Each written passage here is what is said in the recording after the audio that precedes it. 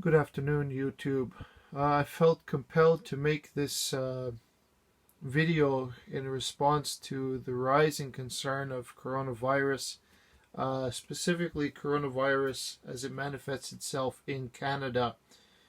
As I understand it, the government of Canada, for some reason, has still postponed action to prevent people traveling back and forth from China to Canada, essentially placing no restrictions, only a risk, or try to raise awareness of the risk of traveling there, but essentially has not closed the let's call it closed the borders to people traveling back and forth close to or in the surrounding areas of the epicenter of this virus. You can read here from the Government of Canada Travel website. The decision to travel is your choice and you are responsible for your personal safety abroad. We take the safety and security of Canadians abroad very seriously and provide credible and timely information in our travel advice to enable you to make well-informed decisions regarding your travel abroad. I'm going to just say this. The risk for the Canadian population to be infected is extremely high. I'm looking at some of these cases, and we cannot expect that every single person is going to voluntarily impose on themselves a 2-week quarantine, and even if they do it in the correct manner that doesn't infect other people. So I'm saying the risk should be mitigated by the government of Canada to protect Canadian lives, so to speak.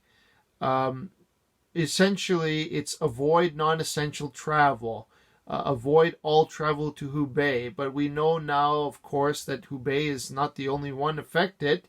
So, I mean, it's still an open border policy back and forth. Fine.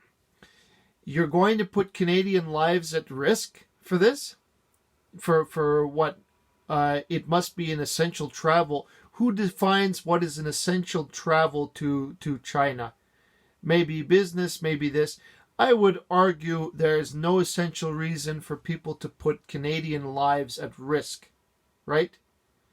So, stopping all Canada-China flights won't stop the spread of the coronavirus. Yeah.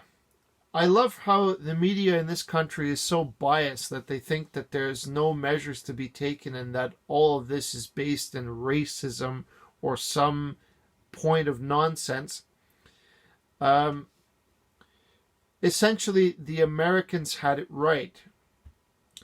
I believe Japan has also closed the border to them. The Philippines, after they had that one death that came, they already placed themselves on high alert. So, you know, it's funny when you look at the cruise ship. It's not funny, actually. Pardon me.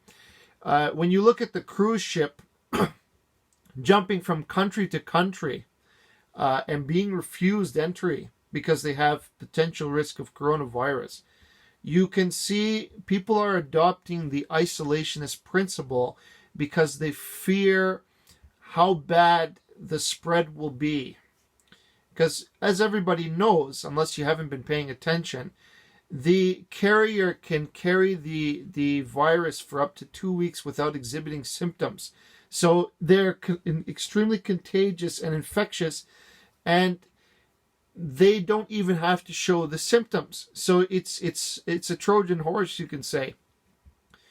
I'm reading here, this week Air Canada extended a suspension of flights between Canada and the Chinese cities of Beijing and Shanghai until March 27th. Okay. The government issued a travel advisory in late January urging Canadians to avoid all non-essential travel to the mainland China because of the viral outbreak. Yada, yada. It's not enough. I will say it, and I'll be the first one to say it. It is not enough. It's not even nearly enough. When you look at how the spread of this virus is moving, to me, over the last few days, it's thousands infected, hundreds dead. The virus's trajectory is already higher than SARS. So God knows how big it can get. When I'm looking at, there was a beautiful report here. There was a computer projection that I was looking at. Modelers gaze into their computers to see the future of COVID-19. It isn't good. At least 550,000 cases and up to 4.4 million or something in between. Many of you who watch my channel will know that I said that the Chinese may have manufactured this virus.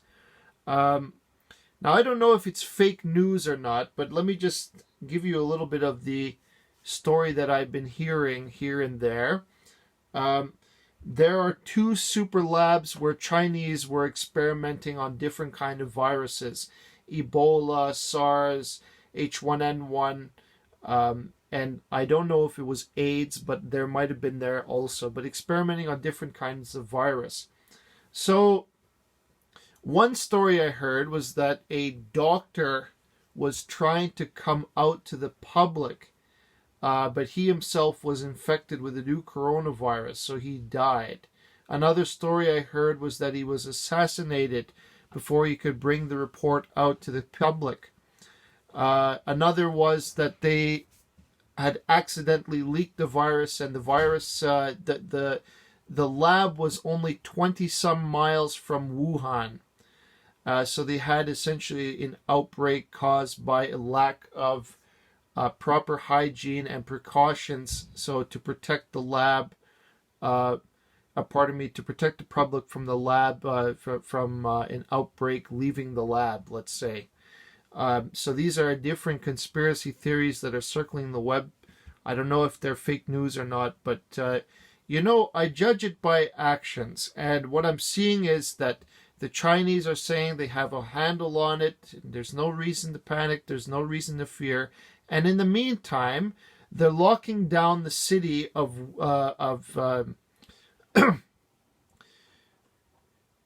where is that article?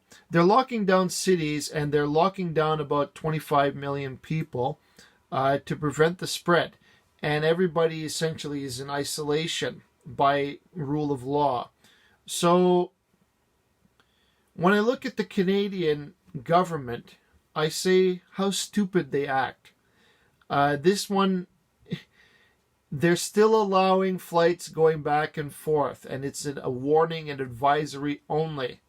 But, there is so much more danger than the Canadians want to admit to the public. There is more danger than what China wants to admit to the public. Wuhan will not have, there'll be travel anxiety around Wuhan forever. Not exactly forever, but at least for the next 5 to 10 years. The plane left China with 185 passengers on board, according to the tweet affairs. So these Canadians are returning. And there's another plane coming in. These people will be in isolation at an Air Force base, I believe, in Ontario. Essentially, there's no stopping these people coming back in. If I were the government, I would have let them stay over there a little bit longer, and if they're returning, let it, give it a chance for these travels. Like, there's no rush, essentially. I mean, there is a rush, but it's hard to point it out, really, by the truth. But essentially, I would want to mitigate the travel of these people just to protect Canadian lives. And God knows who else could be infected on the way. But so far, I'm seeing that the Canadians do not close the border. And that province, the Hubei province, is still permitting they're still permitting flights back and forth for essential travel, let's call it. But I want to reiterate, everything I'm looking at says the trajectory of the coronavirus is going to be fairly high in terms of mortality, in terms of those infected and whatnot. We still don't know the R0 of this thing, but we do know that it's already, statistically speaking, a higher threat than SARS, just on the amount of mortalities, the amount of infected, and so on, and trajectory that we see here. So it is not looking good. It is extremely dangerous. I'm not trying to make fear tactics. I'm simply stating it is to be feared. It's not a small problem. This could be a major issue if proper precautions are not taken. So they're looking at China coronavirus outbreak, all the latest updates. The death toll from the new coronavirus epidemic on mainland China surges past 1,500. I heard there was about 10,000 new infections reported and more than 100 cases of mortality in one day. The officials responsible were talking about it, and they were saying something like, because China had failed to report in its full capacity, that there were actually numbers that failed to report in or were reported late or something along those lines. Here's another little idea for you. China is not reporting anything accurately. You want to know why I think that's a true statement? Because the virus is spreading faster than they're able to track it. And that's a simple statement to make. It's easy. That can be proven in the daily statistics alone. That they're behind, and one might even say they're purposely behind on their reporting of the actual new incidents, those infected, those who have died. I am thinking that the so-called updates that China gives the world is inaccurate. And the reason is that within their own country, they're panicking. You can see it. That they're trying their best to handle the crisis by themselves, and they don't want the outside world really interfering. Now, on a virus that affects on a global scale, you would want every last known body who is able to help you. Why are they preventing more investigation into the virus, more experimentation, and so on? They're not throwing open their gates, so to speak, to scientists around the world to say, please, we need help. Please help us resolve this issue. They're remarkably calm on the surface. But within their own country, as I said, there's a mass lockdown on the part of Wuhan, and there's essentially isolationism enforced on all the citizens. So, and I had it here a moment ago. No immediate no, this is not the one. Richmond residents ban flights. This is one I liked. Richmond resident against petition to ban flights from China. As a concern about the spreading novel, so does the number of people signing an online petition calling for the Canadian government to ban all flights. As of February 5th, 42,000 people have signed the petition, putting it just 11,000 shy of the organizer goal of 50,000 signatures. However, this guy, James Lee, finds it heartbreaking to see the Canadians essentially do the far leftist fad, which is make it about racism instead of about health. Okay. I'm just going to say this. Your personal health goes above such accusations of nonsense like this, with trying to make it racism or even accusation nonsense on the left. There's one thing that's more important to people than anything else, and that's life. If you are killed by a virus like this and there's an outbreak in Canada, you think that people will say it was about racism and that's why we got infected?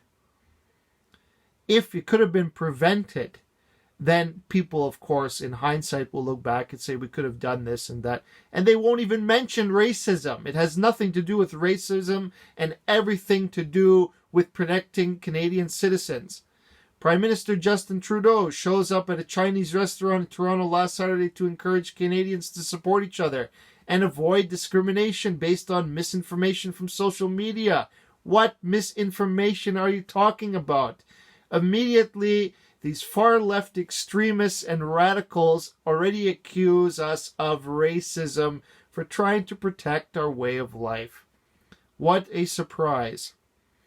And I'll urge you, my fellow Canadians, if you're watching this, never give in to the nonsense that is the media and Trudeau, because this is no longer an issue about what the left thinks is important.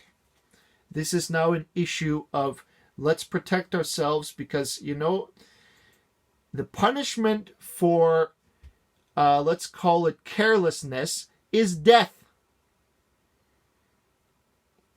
So, you know, you could say anything you want, but if this thing goes in the trajectory which, if it follows its current course, let's say, because there's talk of, you know, so-called recoveries and whatnot. Okay, so be it. That's nice. But the amount of infected and the amount who died is greater than SARS. And, you know, if you don't believe that, look up the statistics on it. This is not to be treated lightly. China reports 5,000 new COVID-19 cases. Cruise ships disembark in Cambodia. Yeah, Cambodia was the only one that was able to accept them in port. Essentially, I would have waited it out. You know, the 2-week isolationism principle, that's better than nothing. It's like the minimum that we've got right now. If people would but follow it, then at least they'd be able to distinguish if they have the symptoms or not, so far as I know.